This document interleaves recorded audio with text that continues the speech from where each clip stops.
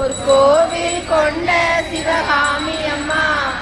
பூவெறிந்தவள்ளி தேவயானை அம்மா, முழுதும் ஆளுகின்ற புவனேஸ்வரி, புறமெருக்கும் புறமெருக்கும் பரமேஸ்வரி, நவநவமாய் வடிவாகும் நாகேஸ்வரி, நம்பினவர் கைவிளக்கே சர்வேஸ்வரி, கவலைகளை தீர்த்துவிடும் காளீஸ்வரி,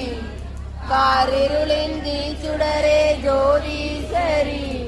உவமான பரம்பொருளே ஜெகதீஸ்வரி,